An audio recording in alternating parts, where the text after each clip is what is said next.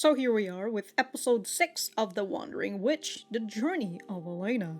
Last episode, Elaina got to see Fran again, and also Fran's students, who I hope we will never see again, but we'll just have to see what this episode has in store for us. If you guys like the video, like the video. If you dislike it, dislike it. I do have my full length up on Patreon and early access on the YouTube memberships. Other than that, let us get started.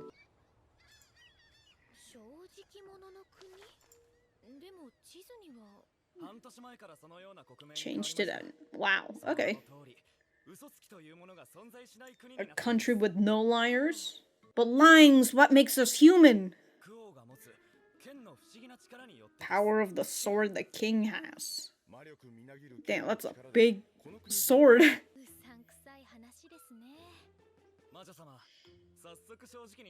You're already being honest. I agree with you. Does that mean that, like, if, you know, another person from... Welcome to this damned country. So, like, if somebody else from another country comes in, and then you just come in, and you just casually ask them questions about, like, the country that they live in, even if it potentially could be, like, information that the other country, your country doesn't want leaked. So you can just, free information, dude. Just not coming to my house. But then that also means an enemy country can do the same thing to you, yeah? But they say, welcome to this damned country. Very fun. Does that mean that they all just don't want to talk to each other? Of course it's going to be something.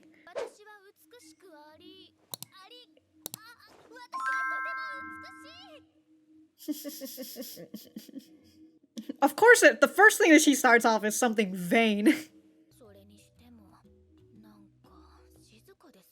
Yeah, because they don't want to fucking talk to each other.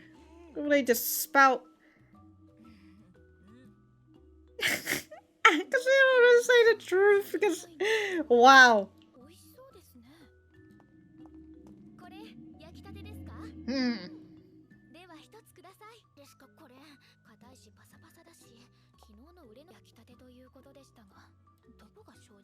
What do you mean she made it sound like? They didn't say anything. It's a witch? She's got a brooch? Yeah, witch dispatch. Mysterious organization. Ah, okay.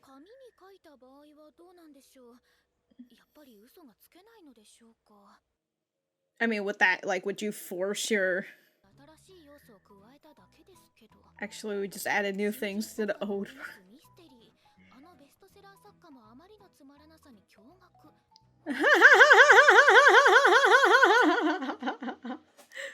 Yo, the honesty.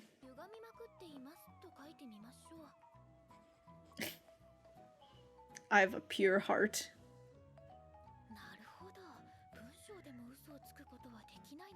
You can't even lie through... So the truth is that you have a pure heart? Oh, shit. Yeah, just a good old street brawl.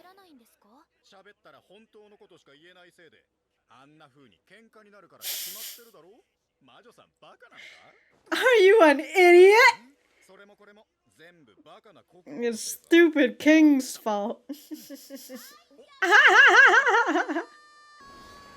Oh, that's Saya? Or is this somebody else? I can't figure it out. I don't. Oh! Oh, it is. Okay.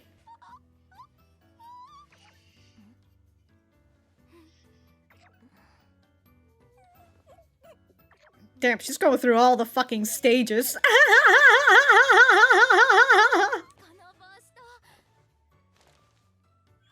Oh my god, she kept your fucking neck.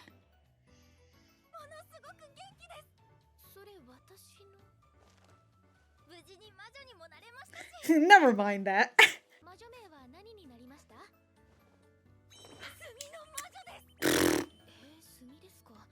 Yeah, I know.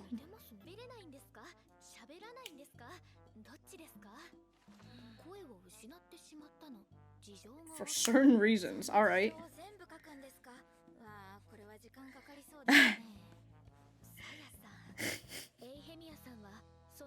Well, I mean, it's part of the it's part of the barrier.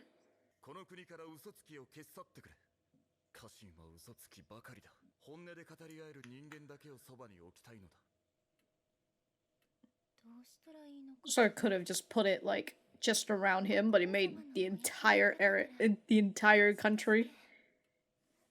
Ah! Uh-oh.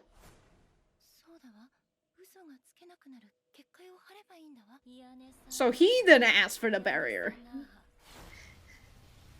He just wanted people around him.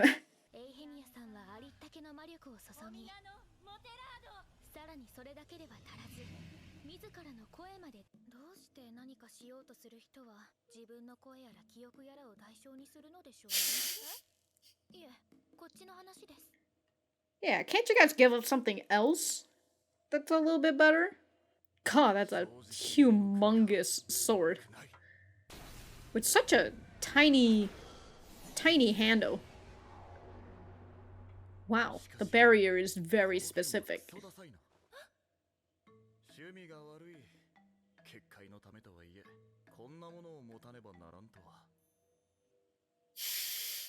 Immediately his truth comes out.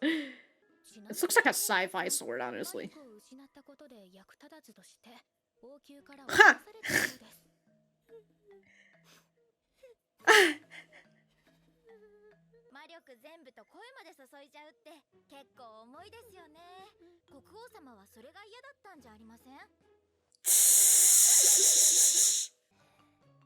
He'll make a speech in 1 month.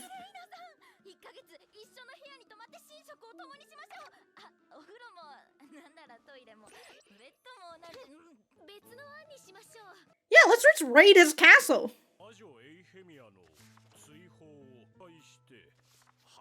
So many pictures.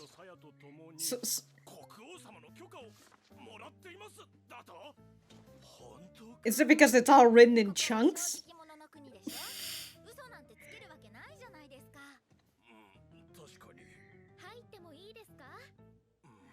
Huh. Is he gonna be in the throne room? It's like nighttime. Oh. Oh, he's just coming out while holding the sword?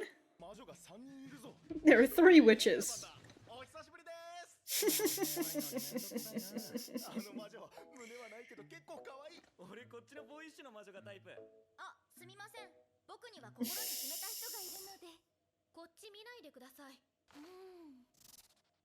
I am a non-combatant. Of course you are. What have you been doing other than just fucking chilling here all day?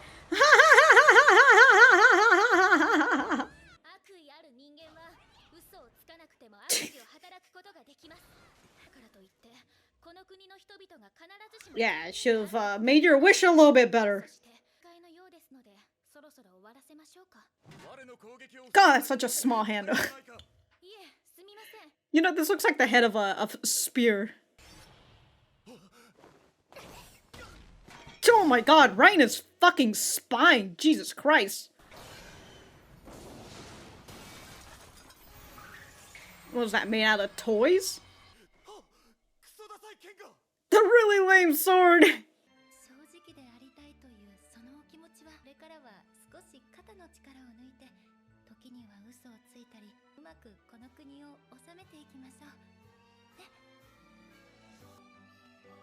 Alright, Eihemia. He used you like a fucking... He used you and then just tossed you out. And like, if the barrier says that that's the truth... Alright. Alright, there's just a giant fucking gap over there in this park? Ha! They're friends now that they don't have to lie. Hey, that dude was from episode 3.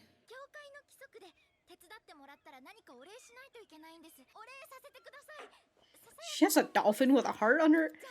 Oh, she's giving us it's a necklace. Ah! That's why she's working with...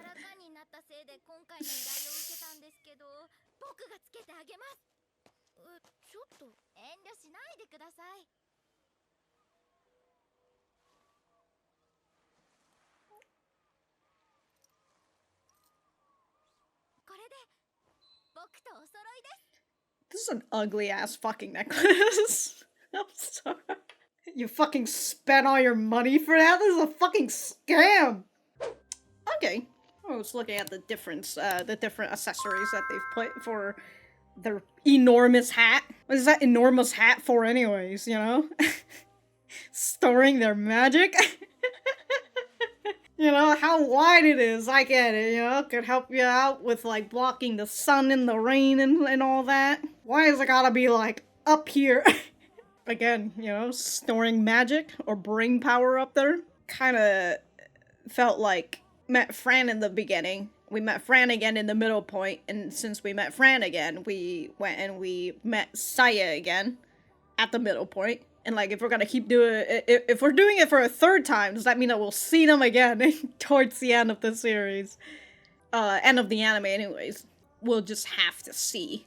But this one, I feel like don't really have... It's very... this one is much more lighthearted, you know? With just a small dab. A small dab of some darkness, but other than that, very overall very lighthearted, kind of the same feeling as episode 5. And I did mention last episode felt like a palate cleanser, and so this episode kind of follows it in that mood of just like actually, you know, if it were to go in a pattern, does that mean that we've got these 2 nice episodes and now the next 2 episodes we're gonna get are just fucking, you know, diving a little bit more into the darkness of this world?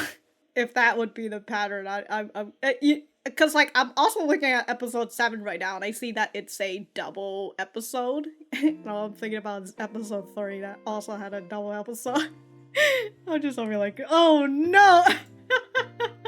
But alright, we are going to go back to the center. Alright, so that was episode 6 of Wandering Witch, The Journey of Elaina. Let me know what you guys think about it in the comments down below. You know that I always like talking to you guys. For me, I thought that this was a pretty alright episode. Kind of feel the same way that I feel of last episode, where, you know, I guess it's except minus the part where it's nice that at least we got to see Fran again, but here we have Saya.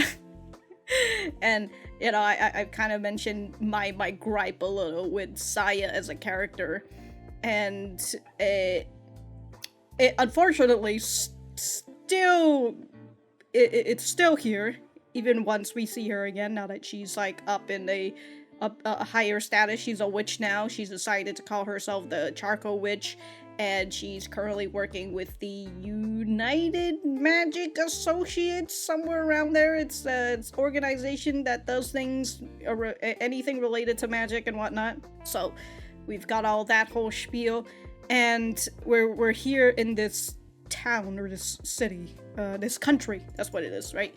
This land of truth tellers that nobody is able to lie within this barrier. So the first thing I thought of when I was thinking about like the land of truth tellers, you know, it just sounds like the land of snitches.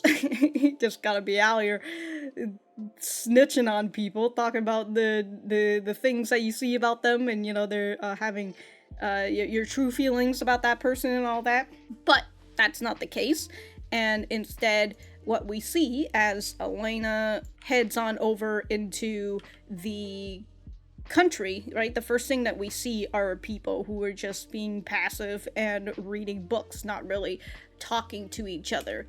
And also the fact that the first thing that Elaina does is she's just like, all right, just gotta make sure that this barrier actually works. You know, I'm gonna tell myself that I'm not beautiful. I'm like, all right, Elaina, we get it. You're hot, all right. Which is I think it should be like at least a couple years now, has it been? I can't remember what's currently, because I remember that she left. Did she leave when she was like 16? And now she's 18, if that's the couple years? I can't remember what age she is specifically, but all I can remember is how sussy the dialogue was towards the end of the first episode, where she's talking about like, who's this beautiful witch that makes everybody's eyes turn towards her, and she's 18. So every time Elaina says something that's like referring to her beauty, I just think about that speech, and I'm just like, yeah, I get it. You're beautiful, and you're 18. So from what we learned in this country, because everybody can't lie, the people here decided that they're not going to talk to each other, and instead they're just going to use hand signs and all that. By the way, I'm just looking at this picture right now. This man who's the fruit vendor, I would presume. He's selling bananas. He's selling dragon fruits, pineapples, durians. These might not be durians. They might be jackfruit. I like that he's just casually selling durians. I appreciate that. I don't know what this is. Maybe they're giant grapes. But then initially I thought they were eggplants, but like last time I checked, I don't think eggplants are fruits. But my favorite part is this woman with a bag full of just bread. So good, dude. So good. Here is what I was talking about. This part right here. They've just got a moat around this area. Yo, there's no barrier around it at all. These kids are just gonna be running around and they trip on this small little, technically there is a barrier, but it's like, 2 inches or something. Like, these kids gotta run around, they're gonna trip on these barriers and just fall straight into the moat.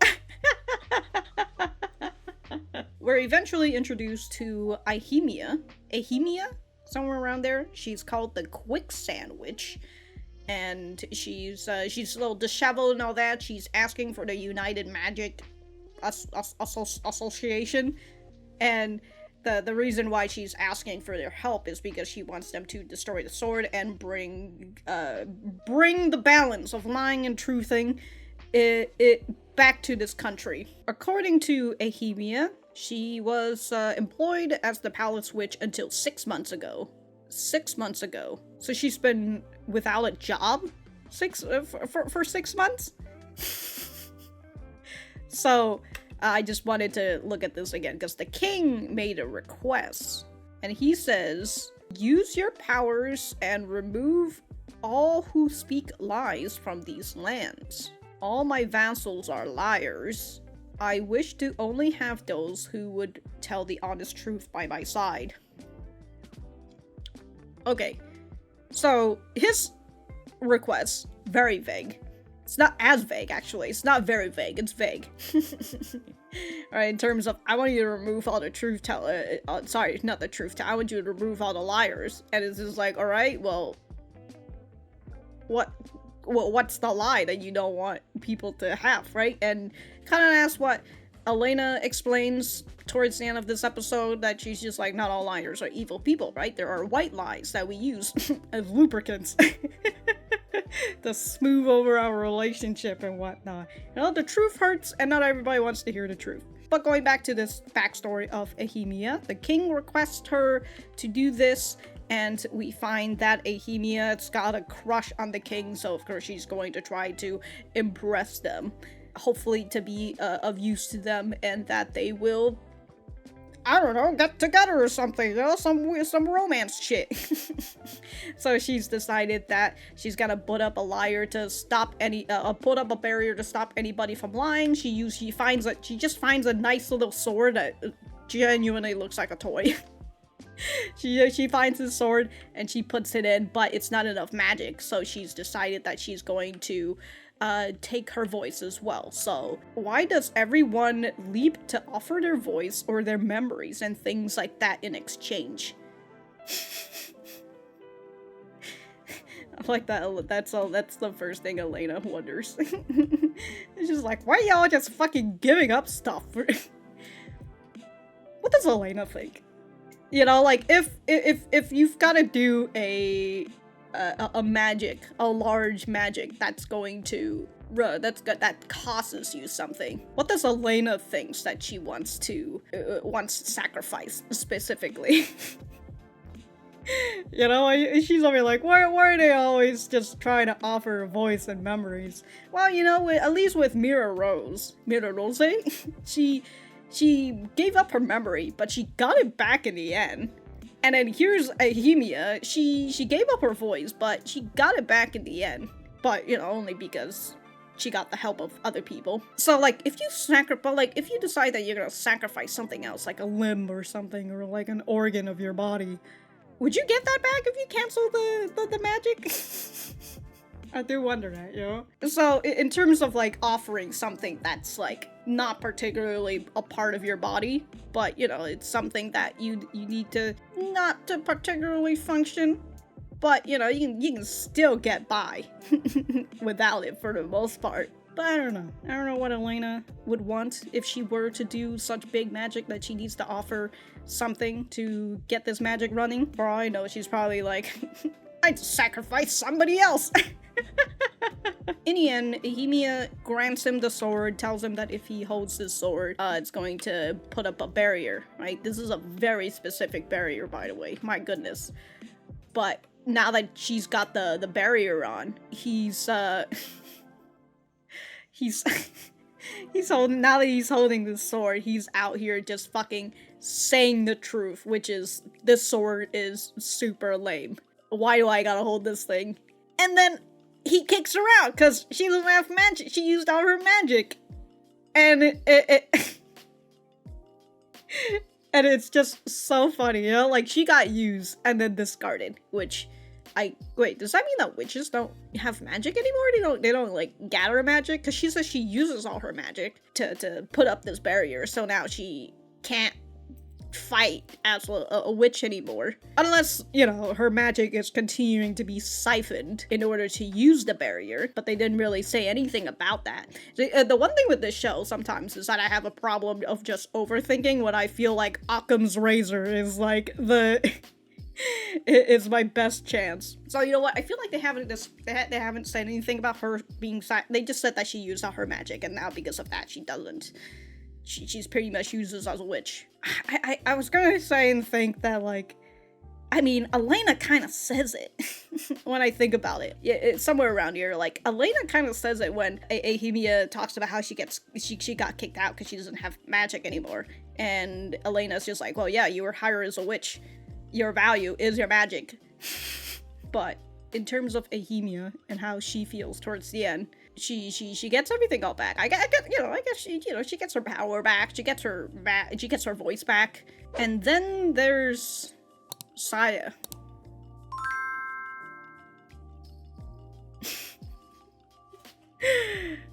Honestly, if like, well, when I first hear about this show and people were talking about it, and then I hear that there's like some sort of Yuri implication, or at least, you know, some sort of shoujo ai elements into it, and I was just like, okay, that's cool. And then we get in, and like and then like they introduce Saya, and I was just like, oh no, is this the Yuri thing that people were talking about? But then I also look at Elaina. Right? Last episode I had mentioned, I'm just like, it kind of looks like Elaina has a type at the very least. But but Elaina also looks like the sort of person who kind of enjoys teasing. Alright. Wording. Teasing inexperienced girls when it comes to magic. But she doesn't seem to like it when they reciprocate. Right? Because Elaina did the same thing to Saya. But now Saya is like heads over heels for Elaina, right? I mean, here in this part where freaking Saya's just like, yeah, I've got my hat that you've given me, and I've got the gift that you've given me, the fucking napkin that I've put in a goddamn Ziploc bag, because, you know, that's not fucking weird and creepy at all. Which also, I'm gonna put it right back in my pocket when you ask me about it. And here, you can't see it, but she's just constantly is holding Elena's hand, up to the point where the scene after is Elaina saying, "Hey, can you stop holding my hand?"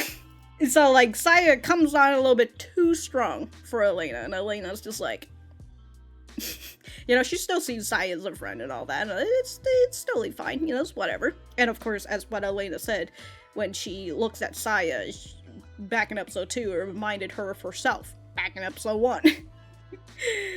So, you know, I get it. There's a bond, there's a connection. Oh yeah, and of course there's Saya's name as well, where she wants to get as close to the Ashen Witch as possible, so she goes for the Charcoal Witch. For the people who like Saya, more power to you. More power to you. I don't hate her. I don't dislike her either. I just want her to chill a bit. You know, I'm on the neutral zone with her right now. I don't like her either, right? I don't like her, but I don't dislike her. She just doesn't really. Saya just doesn't really do it for me when it comes to like a character who's has like some sort of Yuri implications. Now that I think about it, kind of feels like the Yuri trope that kind of gets put in a lot with other shows as well. You know, shows that's not like Yuri focused, Yuri based. The one thing that I'm kind of thinking about right now is Komi at the current moment, you know, with that one yandere Yuri character that nobody fucking likes because of the way that she is, but for some reason, and like there are other characters that's kind of like, you know, they're in love with like the female main character, and like they're a little bit too obsessive over them. That I think, now that I think about it, I think that's probably one of the reasons why I can't really enjoy Saya's character, because she reminds me of those other characters that kind of puts in that Yuri trope for other non-Yuri anime, and like people typically don't like them because they're a little bit too strong and they're a little bit too obsessive, and that's how it feels like for Saya. I feel like she comes off too strong, and mind you, I like characters who are very comfortable in their own body, in their own sexuality, and like in the things that they enjoy. And like I'm fine with if like they come off strong in ways that's not too obsessive, not obsessive, and not creepy. I like confident type characters who is able to, you know, be on the attack, be a little aggressive here and there for when it comes to trying to get the person they like to pay attention to them and whatnot. But, you know, maybe not someone like Saya, who keeps a handkerchief in a fucking Ziploc bag, who fucking used her power of working at the hotel and taking that as you know, using the master key, because she works there, so she has the keys to everybody, and like going inside Elena's room when she was taking a bath. Like a little much, you know, a little much. And then here in this episode with Saya, you know, oh, I can't believe I saw you again. You know, it's our fate to see each other again. We should just get married. And then when Eihemia tells them that the king has a speech in 1 month, so, you know, you could stay here for a whole fucking month. And Saya's just like, great, you know, Elaina, we can be in the same room together for the next month. We can eat together, we can shower together, we can use the bathroom together. At that point, I was just like, all right, a little bit too much, you know. There's something called privacy, all right. Moving away from Saya and getting into the theme of this episode, which is truth and lies. The beginning of the episode, when they were talking about how, you know, people can't lie here. There are no lies here. It made me think about Lies of P, where the theme of that game is about lying and humanity, and the fact that lying is what makes you human, right? That it's what separates you from a human and a puppet. And so I was thinking, if here in this land country of truth tellers, if you force people to say the truth and not have them lie, is that you taking a bit of humanity out of people, you know, making them more like puppets.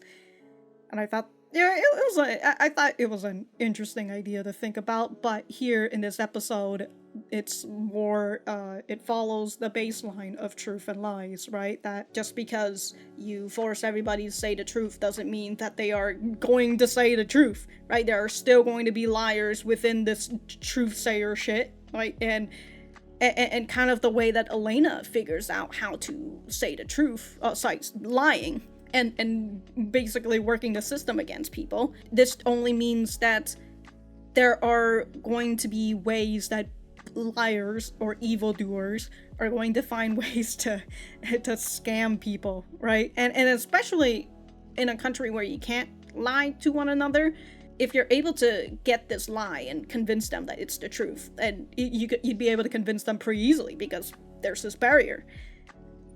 So easy to scam people. So easy. Not only are the evildoers still not going to not lie, the king is also punishing the good liars, right? The liars who aren't evildoers, the people who are just lying to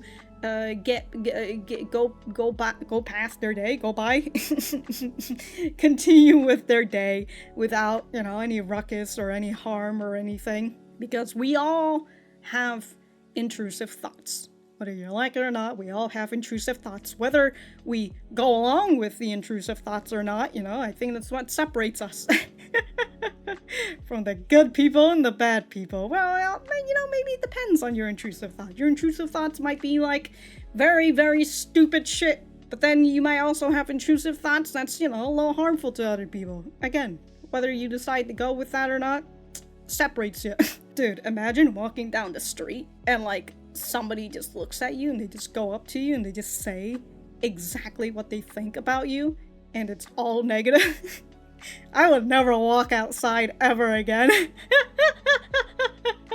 If people were just coming up to me and telling me how they really think about me, I'm just like, oh god. No thanks. Alright, I've been toiling at this whole discussion point for the past 20 minutes now, and I am tired, and I've just forgotten what I was talking about. So, you know, if I remember or if I've got anything else to say, I'll write it in the description down below. This episode is pretty straightforward, so there's that. And just I'm just gonna wait to see what is the next episode. Until then, thank you guys for sticking around, and I will see you guys in the next episode.